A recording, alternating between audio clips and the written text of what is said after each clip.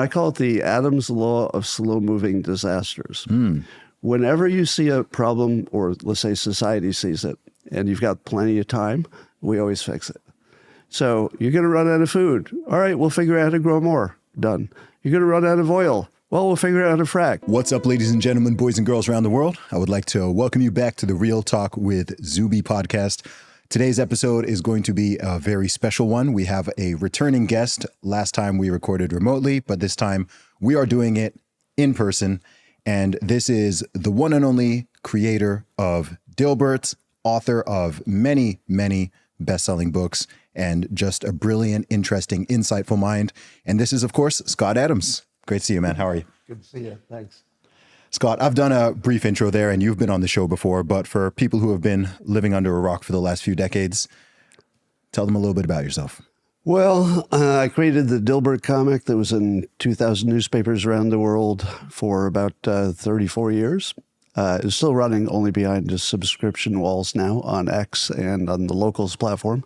But like you said, I also write books and do podcasting, podcast every day, Coffee with Scott Adams, and that's sort of my life right now. That's awesome, man. Well, I don't want to go completely into all your backstory because we talked a lot about that the first time that we spoke. I'm curious to know, though, we were having a little bit of a preamble before we turned the cameras on, and we were just talking about 2024 and where we are in the world, and it sounded like you are pretty optimistic. So how is everything going for you? Well, I'm super optimistic. I felt like last year, and of course the pandemic years were just, terrible years. But it feels like even though a lot of stuff is broken in the world, you can see the force of correction forming. So, I feel like there's enough force to get the border closed, at least by the end of the year before we're all dead. I feel like GDP's growing enough that maybe we can get a handle on the ratio of debt to GDP. The AI stuff is insanely interesting. I think it'll change the kind of work people do, but I'm not sure people will work less. We'll see. That could be a wild card. But it's going to be a fun year of politics because there's just so much energy around it. And podcasting is going wild. The independent voices have more, let's say, more authority, more audience. And I just feel these huge correcting forces almost in every domain right now. Yeah. What have been some of the lessons that you have personally learned for yourself or in your career over these last few years? Because you said earlier on when we were just talking off camera that it feels like you've been in a war for the past 4 or 5 years.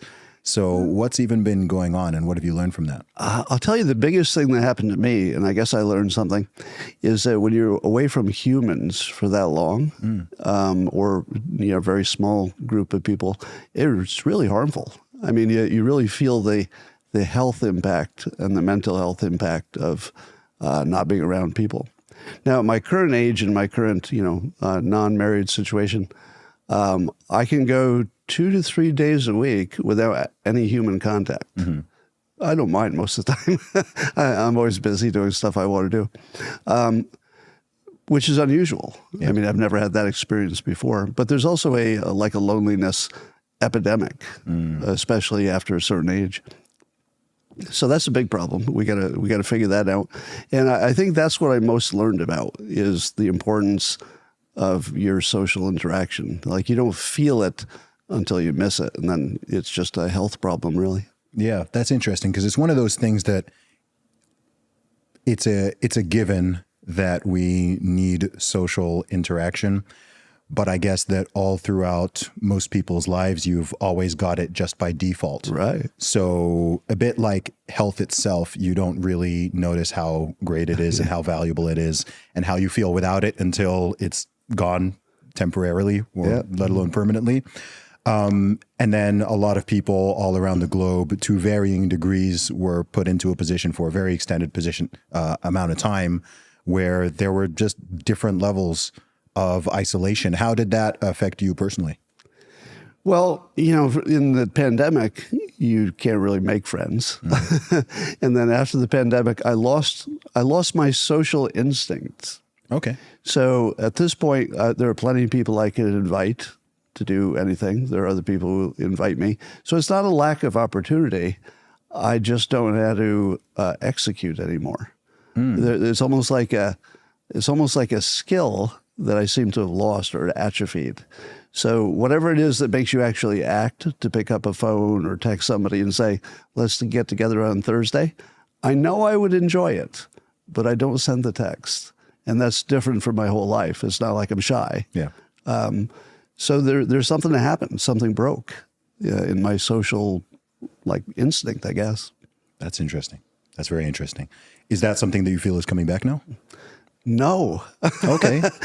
And that's the scary part. If it were coming back, I probably would have treated it as temporary and not worth noting.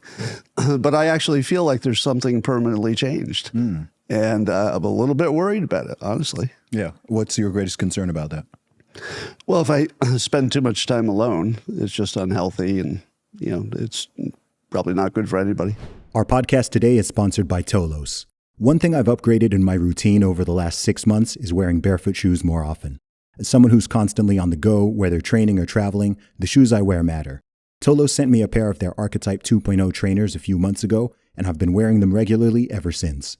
Tolos are not toe shoes, so they don't make you look like a weird Ninja Turtle. Instead, they have a wide toe box with flat, thin, flexible soles. It's enough to protect your feet, but not so thick that they weaken your feet like regular sports shoes.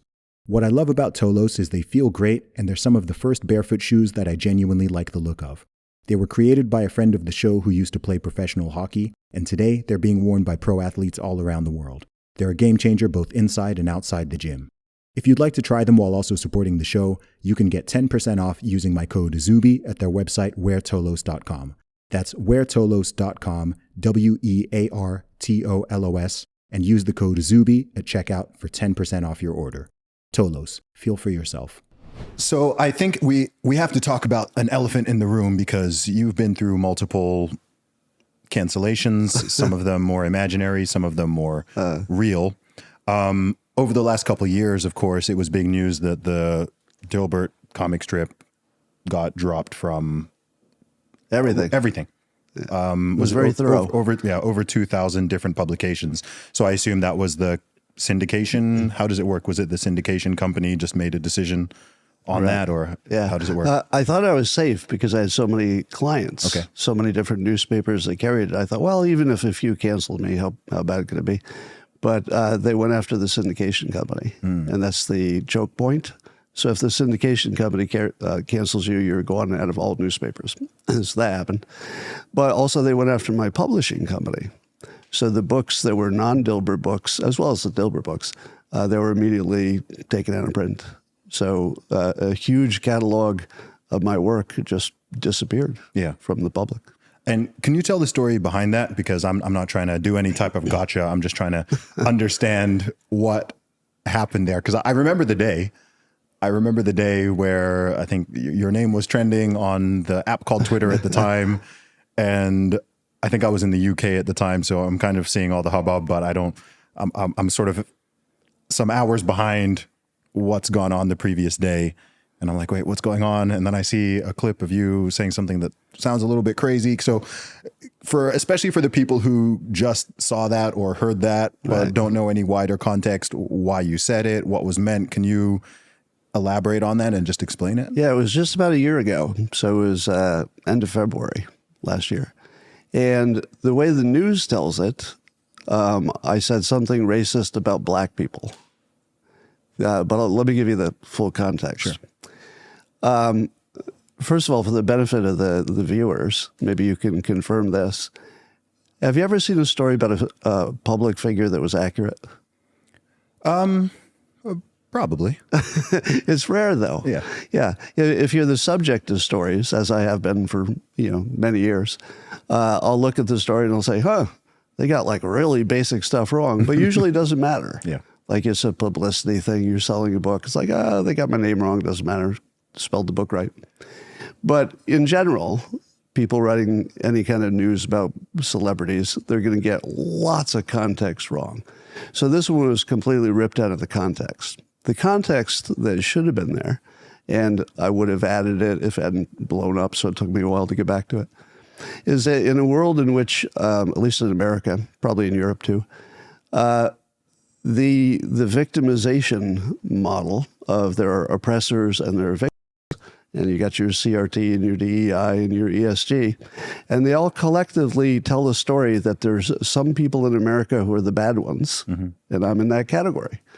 And the context was, if somebody is being trained by society, formally trained, to see you as the enemy, you should get as far away from them as you can. Because if people see you as the enemy, they're going to act that way, and that's bad. Now, on top of that, if you're a white guy in America and you go out for a job in, let's say, corporate America, and you have equal or similar resume, you don't really have a chance in corporate America because they can get a twofer if they hire somebody who's a minority. So, if all you're offering is a one-fer, well, I can do the work, but the next person comes in and says, I can do the work and I solve your other problem. It's not a good playing field. So strategically, if I were giving advice, I'd say, are you black or female or LGBTQ? Go toward corporate America. They love you. They're looking for you. They're going to really try hard to make it work. If you're a white male in America, you might want to think of being an entrepreneur, maybe work for a relative or something, because you're really going to be disadvantaged. Now, I'm speaking from experience. My first corporate job was at a bank. And one day my boss called me in and said, I don't know how to tell you this, but the word came down from senior management that we can't promote white men anymore. And I said, what? Yeah. Seriously? Is that a real thing? And this was in the 90s, right? Yeah. And they said, yeah. I mean, and we're telling you directly. We're not hinting at it. They told us we're in trouble if we promote you. So I was finishing my MBA at the time, and they promoted my coworker who had a high school education. And this is banking. Yeah.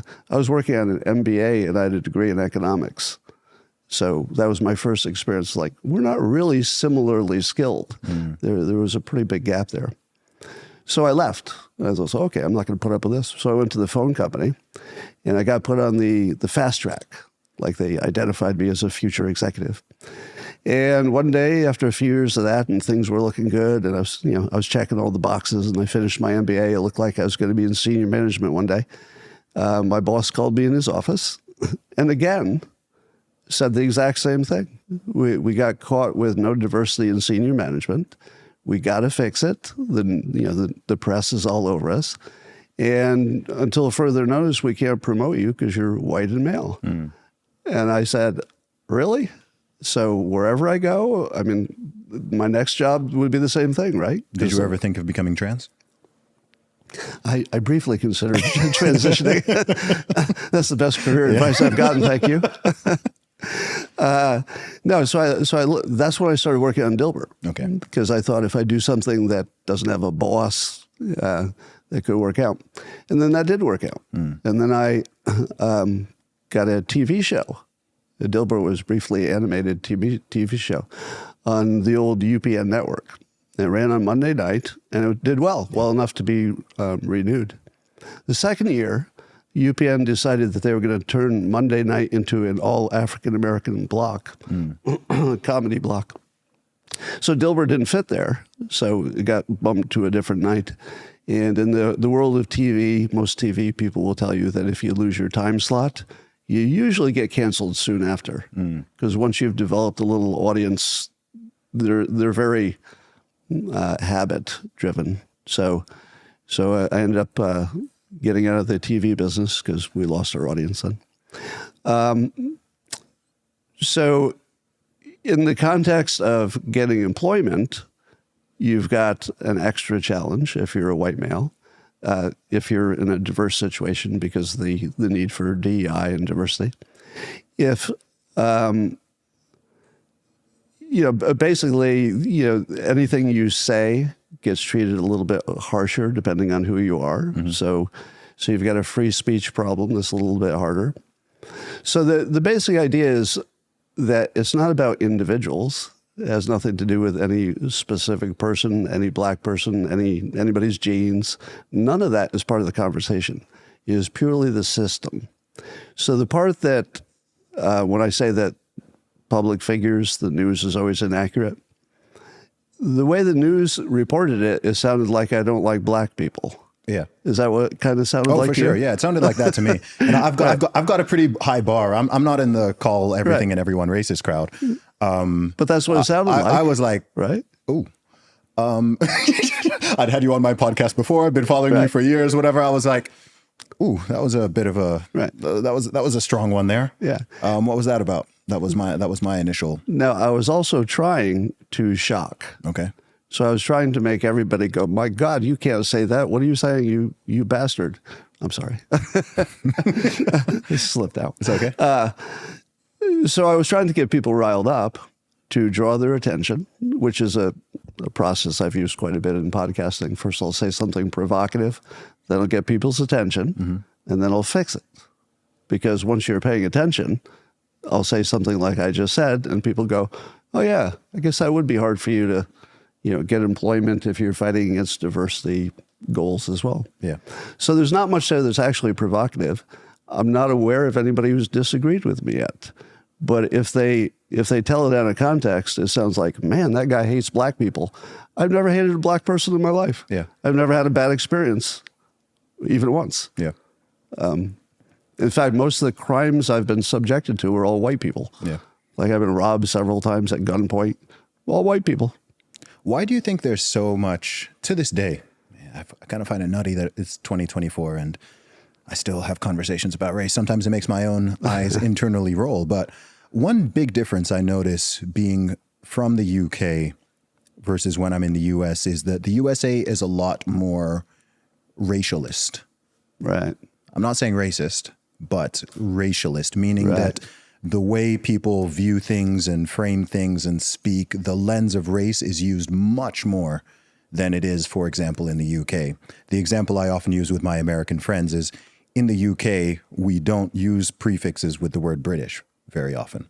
So no one would say that I'm African British or I'm black British. You don't have, oh, he's Asian British, he's white British. It even sounds strange. Right. But in the US, Black American, Jewish American, African American, white American, Latino American, it's just in the terminology, it's in the media, it's in the books. People's just everyday language is a lot more racialized. And it seems like from a young age, I understand obviously there's historical context to this, but it's like people are brought up to see it and focus on it a lot more than they are, for example, in the UK or from my understanding in Canada. So what are your thoughts on that? And do you think that's something that is useful or necessary, or do you think that's something that people should strive to get past? Well, I think there's a lot of people looking for advantage, basically. So if you can carve out yourself as a victim and you say, I'm one of these, whatever that is, then you can get some economic advantage or social advantage. So I think it's mostly just people pursuing some kind of advantage. But to your point about Black American, whatever American, I like adding the American part because that's the important part. And if somebody else is going to bring up the category, I always add an American to it to bring it back to the core. Yeah, it's interesting because I think with what I find concerning is, I think a lot of people have found concerning with what they call the woke left or DEI or critical race theory, whatever terminology people want to use to discuss this narrative, is it seems like a regression in terms of thought, in terms of society, culture, politics. From my understanding, when I look at human history or I look at even just at the history of the US, the big problem for a long time was the collective racial narratives. It was the fact that, oh, we're not going to see people as individuals and treat them as such. These are white people, these are black people, these are whatever. So different laws, different social standards, different rules for different people. And that was obviously a problem for a long period of time. And then it seems like, let's say from the 60s, 70s, 80s, 90s, even 2000s in particular, that was all getting better and better. And it seems like starting midway through the 2010s in particular, in a very mainstream fashion, that's when you started getting the, oh, no, color blindness is bad. Oh, no, you must see race. Oh, no, you actually should treat people differently based on their skin color. And it was this strange inversion that happened in the name of, by people who call themselves progressive, Right. who are then saying that, oh no, you're a bad person if you don't go by this victim hierarchy and this oppressor versus victim narratives across all of these different ways. And it seems in that sense, people have gone backwards over the past decade. That if anybody's using a technique that works, it's, you just want to use it. So if you see somebody saying, well, I got discriminated against, it's just such a habit to say, well, maybe I got discriminated against, so you get just primed to think of it that way. So my take is that if we teach people success tools, then all of those things won't matter. So you've written multiple books about success tools, what it takes to achieve success. For people who are listening to this podcast, what are some of the core things that you think people should know that they don't when it comes to that topic? Well, if I were giving some young person success tips, I'd start with the basics. I'd say if you stay out of jail, don't do drugs, pay attention in school, learn some manners, you're about 60% of the way there. Then on top of that, the most important thing is what skills you develop that have an economic value. And specifically, I talk about a talent stack, a stack of skills that work well together. And we talked a little bit before we went live here. And I use you as an example, actually. When I talk about it, I often will use you as my example. And not to embarrass you, but I've been watching your career for a long time, and I love what you've done in assembling skills. So, first of all, you nailed fitness, which I tell everybody, you got to get fitness right, right? Get your body right, because that's your instrument. You can't do anything without that. Then you've got, musical abilities, you're doing podcasting, your social media skills are crazy. So you've developed a set of skills that are not just good individual skills, but they're really designed to work well together. And so and it works. Now, in my case, I'm probably not the best artist, in any room, actually. I'm not even the best. If you put 100 people in a room, 3 of them will be better artists than me. And 3 of them will be funnier than me. But there won't be anybody in the room who can draw as well as me and be funny. So it's the combination of being, in the top 20% of skills that really work well together. That's what makes you magic. So, the crew here that they can't see on camera, they're going to have to know, lighting and various cameras and sound, and, it's a whole bunch of skills that makes you valuable. So if you're not putting together a collection of skills and you're just working on being good at one thing, that can work. Yeah. Like you could be a doctor, you could be a lawyer, but if you're a lawyer with an MBA, or you're a doctor who specializes in something, 2 skills, you're in much better shape. You talked a little bit about AI beforehand and how you think that's going to shift how we work, how many people work, and so on. I mean, I'm curious to get your overall sort of takes and predictions about AI, but I'm thinking specifically with what you're saying is, do you think having those type of talent stacks is going to be something that's perhaps even more important as things like artificial intelligence become more common and able to replace some of those individual skills, but perhaps not the full talent stack? Yeah, I'm concerned that all advice for career or success will be completely irrelevant with AI. Now, we're not there yet, but you could easily imagine it in 5 years or even 2, really. Yeah. So I'm doing now the same thing I did at the dawn of the personal computer age. I was working at a bank then, and we got the first personal computers in my little department because we were doing budget stuff. We needed them. And I said, I'm going to learn as much as I can about this computer thing because I know that it'll help me in like 50 different ways. So I learned to program, et cetera. And I can't tell you how many ways that's helped me, just understanding, how technology works and knowing how to code, et cetera. So if I were giving advice, I'd say take a day a week and just do a deep dive on all the different apps that are coming out to find out really what AI can and cannot do, because that's how you're going to find your spot. For example, I tried using AI for editing, and there's a bunch of different ones. And I thought, I'll just find the one where I tell it what to do. Well, not even close. You're not even close. The human part is still 80% of it. It's magic what the AI can do with videos and audios and stuff, but you still have to be there to say it was right or wrong. And I suspect the thing that the computer won't be able to do, the AI, is it won't be able to rapidly judge whether it did it right per what a human being wanted it to do. So it doesn't have the zeitgeist, the sense of culture or any of that. So it's going to be people telling the AI whether it did it right and try again. And I don't know when that ends. I mean, maybe there's a day when the AI even knows what we want and we don't have to give it specs. But how is it going to know it did it right? I feel like there's always going to be a place for that. But it's a narrow place. I mean, I would spend as much time learning AI as I could, just to have as many options as possible. Yeah, it's one of those areas I don't worry about that much. I don't worry that much about many things that other people worry about. But when I think of the sort of trajectory and future of humanity, AI is definitely one of the things that concerns me more than it excites me. And I think it's because I think it accelerates a lot of things that we already are massively struggling with. And when I think of technology, I like technology. I'm a computer science graduate, but I'm like, we have not even come close to mastering smartphones. We have not mastered social media. We have not, and it's kind of like we've got these brand new problems that already exist, and then you're now just throwing in every couple of years, here's another technology.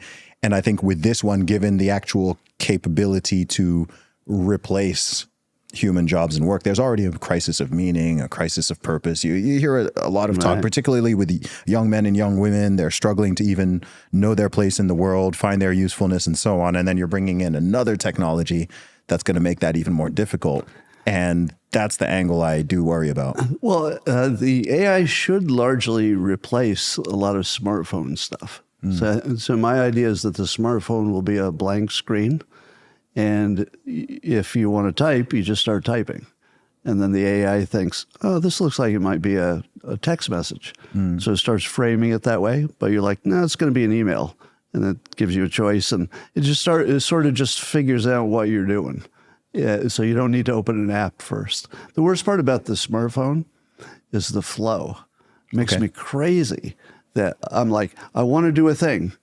Okay, what's the name of the app? Where's the app? Update the app. Get my, the flow is just insanity making. But if I can say to my AI, hey, I want to, book a reservation or something, and I'm just talking to it, that's a whole different flow. I'm done. I just told it what to do and walk away. So I think our mental health could be a lot better simply because we're going to take a whole bunch of complexity and turn it into just saying what you want. And now your brain is free to go somewhere else. Because there's a whole bunch of problems that happen from being overwhelmed. And AI has the potential to remove detail from what we do. Like, for me to do anything, I need 4 different apps, 3 different devices, a phone call, 3 passwords. Like, none of that will be important. Yeah. The AI will just know who you are. And it'll go get the resources you need and go do the thing. So taking all that away will either make us feel useless and like we don't know what we're doing with our free time, or it'll be so freeing that it'll be the best thing that ever happened.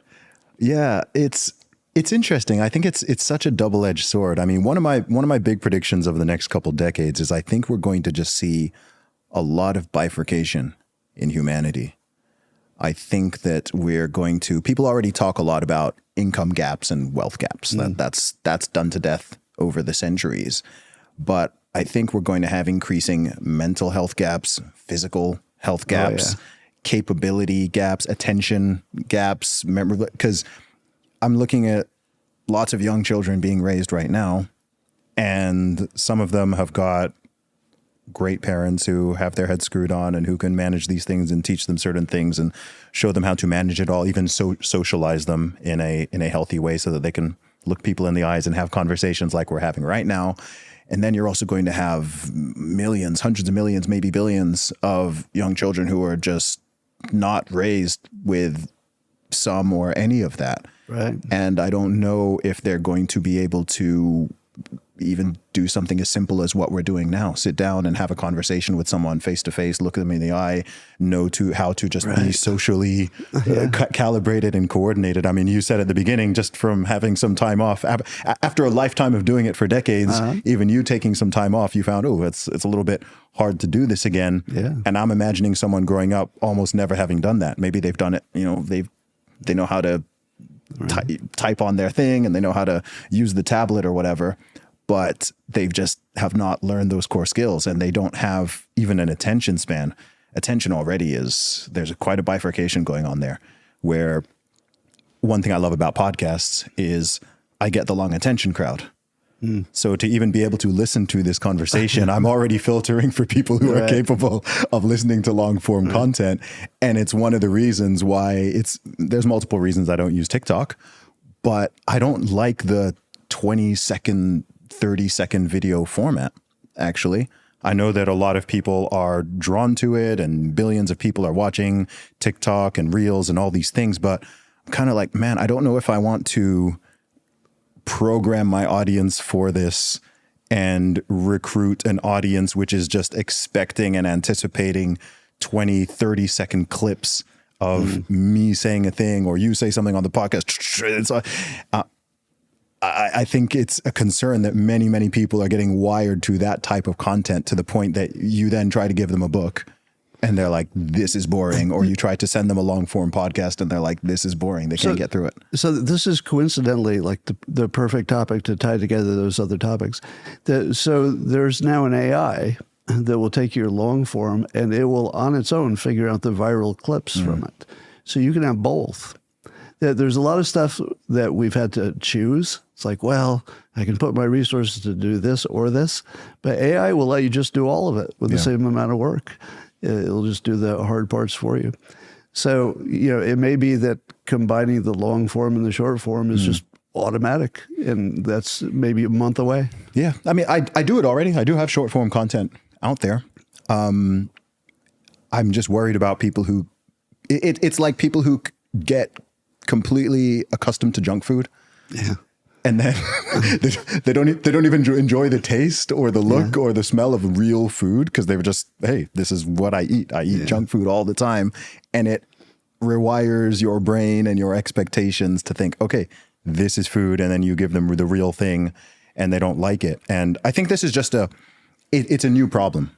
I think one of the biggest challenges of, I guess, my generation and the generations coming is that we're facing a lot of new problems simultaneously. So I was having a conversation with someone recently just talking about, for example, the rising obesity rates. So I think the US is now up to about 39%, 40% of adults are obese. That's never been the case before. That's totally new in human history. The problem before was always starvation, malnutrition, not enough to go around. And so we have this new problem. And it being a new problem means that it's never been solved for at scale before. And all the incentives are trending in a direction for that 40% to become 45%, 50%, and so on. So even with something that is that simple, let's say, again, I see that bifurcation potentially happening where even in terms of health, 50 years from now, you'll have a percentage of the population that's in reasonable good health in the way that most people have been for the past many decades, and then a majority who are just obese and diabetic and are having mental health issues and so on. I don't want that to be the case, but I just look at the numbers and for you. Okay. Would you like me to solve Please the do. obesity problem for you? Let's go. Yeah. Just as a public service, I thought I'd solve this. So I think we tend to think that the reason people are obese is because they eat too much. Yeah. And we're like, but if you look at a video from let's say the early 1900s, every once in a while you'll see an old video that's restored, and 100% of the people are fit. Yes. 100%, every age. Now, none of them overate. Like none of them had, could have gotten fat. So here's what I discovered. I recently reduced my diet to only real whole foods that don't have any preparation to them, like a piece of broccoli steamed or a fish. And just stay away from the sauces and the wheats and stuff. And because I had an inflammation problem, I was trying to isolate it. So it turned out for me, getting rid of wheat in my diet, I don't know if it works for everybody, but it got rid of my inflammation. Everything was good. But here's what I discovered. I eat all day long, as much as I want. I lost 10 pounds while I was doing it. And you can't get fat if you don't eat processed foods. So if you're not eating things that somebody put together in a manufacturing plant, you actually can't get fat. Can I jump in and say you definitely can? Because that's how sumo wrestlers gain weight. Oh, okay. Sumo wrestlers don't eat processed food. They just eat huge amounts of good, healthy food, but so many calories that they still gain weight. I will accept the exception. Exception accepted. Okay. Yeah. So basically, here's my recommendation. You should try a couple of weeks where you just hold yourself to really boring foods. Just a vegetable, a fruit, a piece of meat of some kind, whatever you eat. And watch what happens. I did this experiment with my audience. I said, just voluntarily, take 2 weeks, just eat clean, see how you feel. And oh my God, a week later, people are saying, I'm completely different. Oh yeah. Like my entire, everything is different. My attitude, I lost 2 pounds this week. It is actually that simple. Yeah. And then the most important part and you brought up earlier, the sort of the addiction to the taste, the sugars especially. What I found is that you can drop any addiction to a specific food in 2 months. So I drank up to 12 Diet Cokes a day for, 30 years of my life or more. I mean, just insane amounts. Yeah. So I was addicted, like really, really addicted. And I stopped and it was hard. But what I did was I only stopped one thing. Okay. I never denied myself anything else in any other realm. I'm just not going to do that one thing. So I'd eat, drink more coffee or something. And 2 months later, the most delicious, addictive thing I'd ever put in my mouth, a Diet Coke, I would look at it and I would say, that doesn't even look like a beverage. That looks like a chemical. Yep. Like my mental process in 2 months turned it into garbage. Yes. I just wouldn't even touch it. Haven't had a drink, not a single sip. And then I said, well, that was really no problem at all. So I'll just pick another one. So I used to eat a lot of Snickers candy bars. Sometimes I get up to like 3 of the big ones a day. I was just crazy. And so I just, all right, that's the only thing I can't have. And I'd eat like crazy. I'd always be full. And then I lost that craving. And then, a few months later, I'd say, just to see. And I'd be like, why did I ever like it? So it turns out that these things you think are your food preferences are not. They're actually assigned to you from the outside. If you're left to your own devices, you will lose those preferences. And by the time you're only eating good food, by the time you put a little butter and some, pepper on a piece of broccoli that you steamed, it's delicious. Yeah. Where it used to be boring. Yeah, I agree with all this. I've written a book, Strong Advice on health and fitness, and even a children's book on health and fitness. So I know how to solve this at the individual level. I've known this for decades. I've been in the world of bodybuilding, powerlifting, strength training. The bro science is always many years ahead of the real science.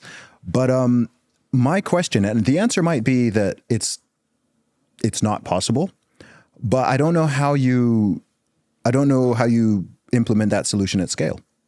So if you're looking at the USA, if you're looking at a nation of over 300 million people and the numbers are trending in the way that they are, that advice, that can be an individual listening to this, is like, cool, I'm going to try that, or they read my book, cool, I'm going to try that, whatever, and it'll work for them.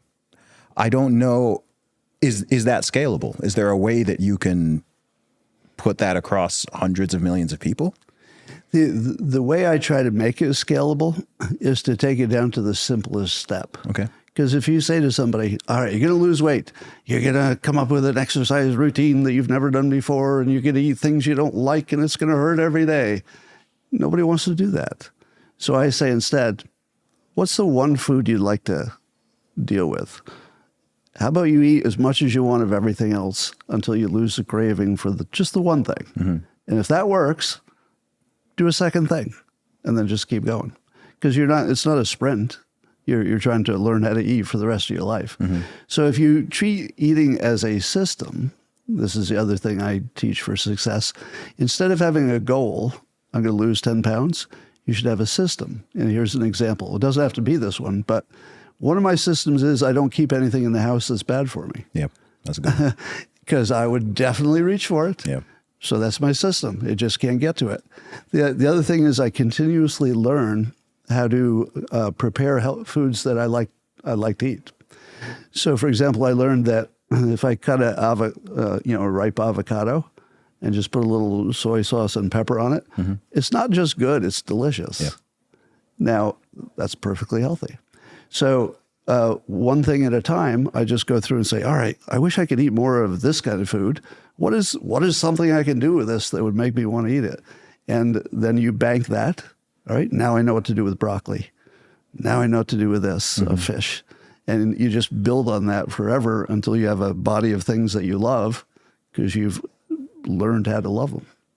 Do you think there's anything that should be done on a public health level, governmental level, big food level, big pharma level, anything like that to assist in this regard? Yeah, the government probably is helpless because, big food probably has a lot of control over the government. But I would love to see somebody like an RFK Jr. or somebody try to do a national experiment similar to what I'm saying. Yes. Just go 2 weeks without junk food and you tell me how you feel. Yeah. It's up to you. Like, there's no coercion. It's voluntary. But talk to your friend who went 2 weeks and see what they did. They're going to be really happy about it. And just kind of crawl your way through it a little bit at a time. It's the small bites of the process that make it work. Yeah. If you're going to have the government apparatus in the way that there currently is, I think there should absolutely be there should be a fitness minister. There should be someone who's actually in shape and knows their stuff. In some countries you've got public health officials and they've never stepped foot inside a gym or eaten a salad. But someone who's, I don't know, some bodybuilding bro or powerlifter bro or former athlete who really knows their stuff and who can be some type of figurehead motivator to just, I don't know, get the country moving. Yeah, Arnold Schwarzenegger was that for who? Was that under Hillary Clinton? I'm not sure, but yeah, I recall that vaguely. Ago. What was his actual role? Do you remember? I don't. I remember he was just going around telling kids to exercise more. Yeah. Which it's a start. Useful. Yeah.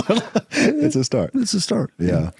Shifting gears a little bit. I mean, you already had a big name for yourself, but you made a bigger name for yourself when you were talking in 2015 and 2016, far ahead of anyone thinking that it was possible for Trump to win.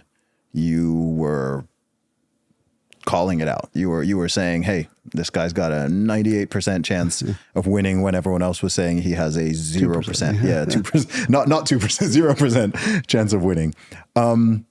Number one, how are you able to foresee that? Yeah, let's ask that question first. How were you able to foresee that? And then I'm curious to get into where you think things are going to be going in 2024. So when I was in my 20s, I became a hypnotist. So I actually went to school to learn how to be a hypnotist. And I got interested in it because my mother had gave birth to my younger sister while under hypnosis. And she didn't feel pain, she said, and didn't take any drugs for pain relief. So that impressed me. So when I was old enough to decide to take a hypnosis class, I did. And when I started watching Trump in 2015, I noticed the techniques of persuasion that he might call negotiating or sales or something like that. But he had all the tools. And I said, oh my God, I've never seen anybody with all the tools before. And if he keeps doing this, there's no way he can be stopped. Because what I saw was Godzilla. Like I saw a monster who couldn't be stopped, but only because I could see his toolbox. If you thought he was just talking and he was just saying random things and being provocative, you'd miss the whole story. He always uses a technique of making you think past the sale. He speaks in visual language. He keeps it simple. He repeats because repetition's half the game. And he amuses and he provokes and he takes all the energy out of the room until you forget anybody else existed. Now I literally did. I wrote a book about his technique. there's so much to it. You can actually write the book. And so I asked him about it. I got to meet him. Okay. And when was that? 2018. Okay. He was just sort of working his supporters, I guess. I got invited to the White House. And I asked him, did he learn it or pick it up naturally or whatever? And one of the things we talked about was his minister in his church when he was a kid wrote the, oh God, I'll forget the name of the guy, but he was the most persuasive author in the world who was also a minister. So every Sunday, Trump sat in the church and got the best persuader in the world. They would listen to for an hour and probably just picked it up that way. It's my guess that that had a big influence on him. And he did say it had a big influence on him. That's interesting. Church experience. So, we have to talk about it. 2024 is an election year in the USA. What are your predictions? What do you think is going to happen? Well, a lot could happen between now and then. Of course, there will be plenty of surprises. We hope everybody, stays alive and healthy. That would be the first thing. But if there are no big surprises, and I guarantee there will be, so this is a straight line prediction that's never right. If nothing changes, but of course it will. Trump should win because Biden is failing, and people are seeing it, and the border is such a crisis that I just think people need to get that fixed before they can think too much about other things. And he offers that. So that's let's say the path that's illuminated. Mm-hmm. But things that can knock it off the path is everything that Trump says ever. Yep. Every time he speaks. Who he picks for his vice president could move things. If Biden decided to drop out before the election, that changes everything. Mm-hmm. And we assume the primaries will end with Trump versus Biden unless something changes this big. So I think it's going to be close because it always tightens toward the end, no matter what it looks like now. And I hate to bring it up, but the real question of whether we have a fair election is on the table. Mm-hmm. And I've never seen any confirmed evidence that anything was rigged in the past. So I have no evidence of that whatsoever. And I'm aware that no courts have shown that it was rigged in any big way. However, we don't have a system that you could know that for sure because we don't have an auditable system. Mm-hmm. It's auditable in parts, but let's say once the bits get into the machine, I don't know what the code is doing with it. I don't know if my vote got there. I don't know if the ballot that I filled out and dropped in a mailbox, I don't know if it ever got counted. So there's a whole bunch of holes in our system. And then I look at this context and I say, in the last few years, we've figured out that literally every system is corrupt, from our officials taking bribes to, the FDA, to everything that happened during the pandemic. All the most trusted institutions failed us, lied to us, and even are saying they lied to us now, the people we trusted. What are the odds that every American system is corrupt except all 50 state elections? Mm-hmm. That's what we're told, that they're the exceptions to the system, and not just one exception. There's 50 of them. Yeah. And they're all pristine. Now, not pristine, but not problematic enough to change a result. I think it's going to be a huge trust problem because whoever wins, the other side is going to say it was rigged.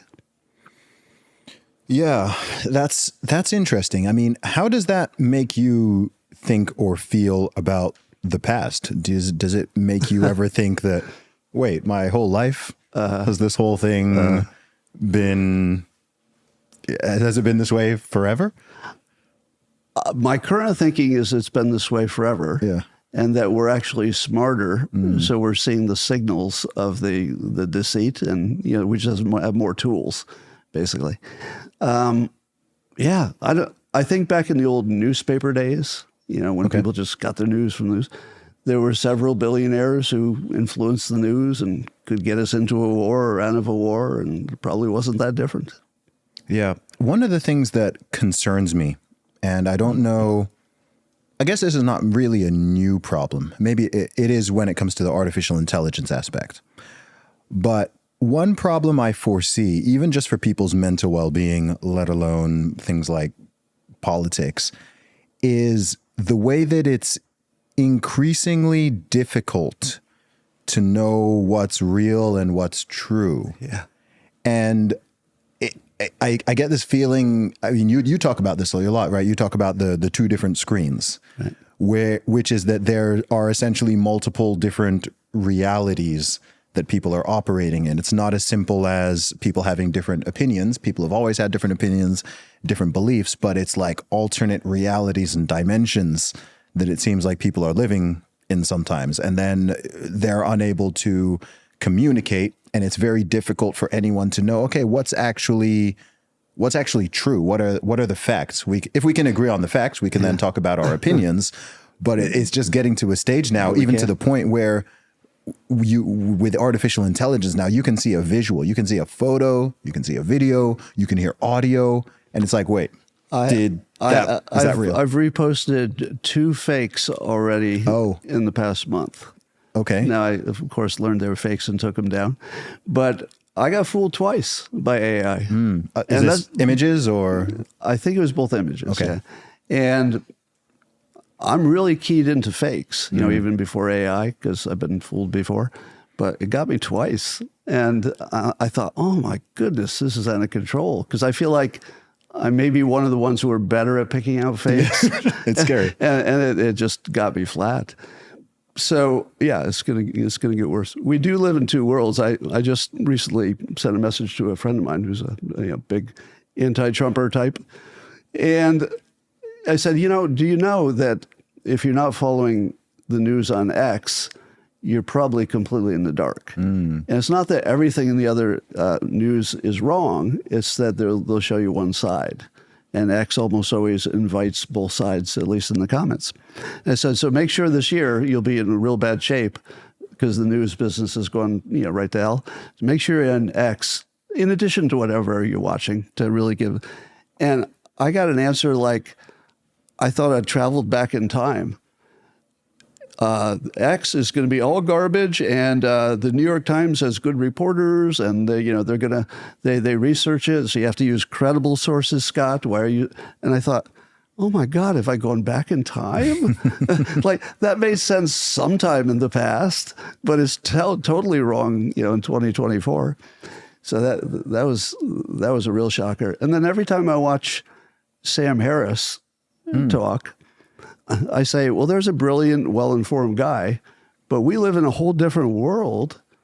My reality just doesn't match his reality at all. And then I have to ask myself, if I'm being intellectually honest, is the problem on my end?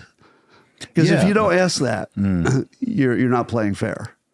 I feel like the problem's on his end, but I don't know, because wouldn't he know? Like, how would I know if the problem's on my end? Yes. If I think he doesn't know, and he's smarter than me, so why wouldn't he know? So that's the part that really throws me, is not knowing when I'm wrong. So something I notice a lot in the culture war discourse, political discourse, and all of that, and I think a lot of this is a function of social media, but a lot of people are afraid all the time. There's so many different doomsday narratives that are out there. Regardless of someone's belief system, there's the doomsday narrative, right? It could be worried about climate change over here and the climate apocalypse even. The language has gotten more intense over time. Or you've got people who are worried about, or the whole idea of, Trump being an existential threat, right? Threat to democracy. Democracy is on the line. And then on the flip side, it's the left is doing this, and of course the whole border situation, and this is going to, there's going to be a civil war, there's going to be violence, there's going to be, how do you deal with all that? How do you process it? Number one, do you think that things are as bad as people are thinking and feeling? And if so, how do you manage it? I'll tell you, this is one of the best things about being older, because if you've lived through all the panics that turned out to be fake panics, then the new ones don't look real. Okay. So remember the, was it year 2000 bug? Oh, yeah, Millennium Bug. Yeah. And everybody said, there's no way we're going to be able to fix that before all the lights turn off. And for a year before that, I was saying, yeah, we will. We'll just figure out how to do it. We'll just probably figure out closer to the deadline because that's just what we do. And then we'll fix it. And then the deadline came and everybody fixed it. And, short of things like a world war, we're really good at fixing stuff. I mean, humans, oh my God, I'm so impressed with the human ability to take any problem and fix it. I mean, it's the only reason we're still here. Yep, absolutely. I mean, the fact that we survived and dominate the animal kingdom, I mean, in our opinion. The dogs have a different opinion of us. But we're real good adjusters and fixers. And I call it the Adam's Law of slow-moving disasters. Whenever you see a problem, or let's say society sees it, and you've got plenty of time, we always fix it. So you're going to run out of food. All right, we'll figure out how to grow more. Done. You're going to run out of oil. Well, we'll figure out how to frack. Okay. Well, there's no way we'll get enough lithium to build all these electric cars. Oh, it turns out there's plenty of lithium. So it just keeps going like that. The ones you worry about are the pandemic types. Okay. It's like, wait a minute, people in China just are falling over in the streets? Like right now? What do we do? What do we do? So that's why the pandemic was so poorly managed. It's just, we're not good when it's fast. Yeah, so it's almost like the biggest threats to humanity are probably the ones that we're not even thinking about. Like for sure. Yeah, so if we're thinking about it and talking about it and doing podcasts on the topic, it's probably something that we'll manage to get a handle on and turn around, but it's the thing that's just going to pop out of nowhere. Yeah, right. And the other thing is I have experience doing financial and other projections. So I used to do that in my corporate world. And so I look at something like climate change, and they say, it's a problem for the next whatever decades. That's a lot of time for humans to figure it out. Yeah. And I don't know what the solution will be, but there are probably 100 different ways it could go. It could be just we go hog wild on nuclear power, and we make them modular, and we build them in factories, and they're pre-approved because it's the same package every time. And then 10 years from now, boom, almost free energy. Fusion might be within 10 years. Finally, we always say that, right? but it looks real now. Yeah, I think it was maybe about several years ago. I actually had a conversation with Sam Altman, who's doing the AI stuff, and he had invested in fusion. And so this is a number of years ago, and he told me at the time that fusion has passed out of the science phase and is into the engineering phase. In other words, you got to figure out how to build it, but all the principles have been proven. And as he pointed out, and I agree, that once you reach the engineering stage, it's guaranteed. So fusion went from, I don't know if we can do this, to it's now guaranteed. You don't know if it's 10 years, you don't know if it's 20, but when it reaches the engineering stage, it's going to happen. There's nothing that can stop it. That's interesting. I've never thought of that point before. Where do you see the future of this country going over the next couple of decades? Do you have any big predictions on that? Well, so much, the world has become unpredictable in a way that maybe never existed before, because AI will so fundamentally change everything, socially, the way we interact, all the entire economy, that I don't think anything's predictable beyond a year anymore. Oh, wow. I think 1 year is, and even that gets a little murky 12 months out. So I'm a perpetual optimist. I believe that we will figure out how to make AI an enormous positive. It will have problems. Sure. I don't think it's going to destroy the earth. I don't think that for a second. But only because we're going to be good at managing it. Because we all understand that this is the big risk. This is the one. So I actually think that we're going to evolve into machine form, and we're just going to take our patterns and move them into machines, and that will be the future of human evolution. Whoa. Okay, that's quite a prediction. I also think it's closer to inevitable. Yeah. I think it just has to happen. So do you think that Homo sapiens ceases to be in that sense and becomes something else, or well, is unless it we keep a few we in have the a bit of zoo. both? Or I know. this is where I'm like, oh gosh, this is sounding. No, probably not in our lifetimes. Yeah. But I'm already, doing my end of days planning. I'm at that age, and already it's obvious that because the way the large language models are trained on existing bodies of work and books and stuff, and I have a lot of books. So the current model of, in fact, there was some news story about this that I was specifically listed as one of the authors whose work are now part of the patterns that will probably be living in AI forever. So in effect, my genes have been passed on. Oh, can you explain that a little more? Yeah. Let's say if you're passing your genes on in a biological sense, you have a kid, but the kid only has, I'll just talk in approximate terms. Let's say it has half of your genes and half of your spouse. Sure. The next time that kid gets married, the next kid, diluted further. But your genes are in there.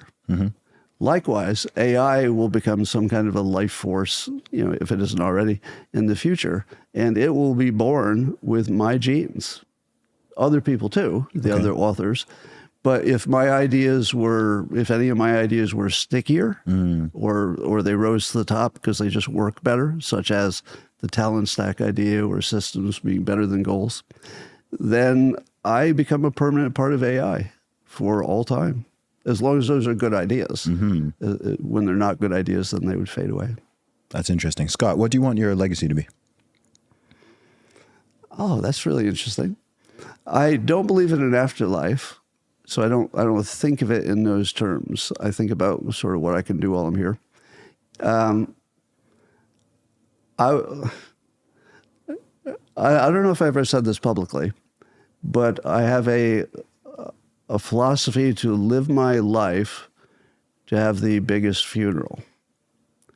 So I want people to come to my funeral because I did something for them.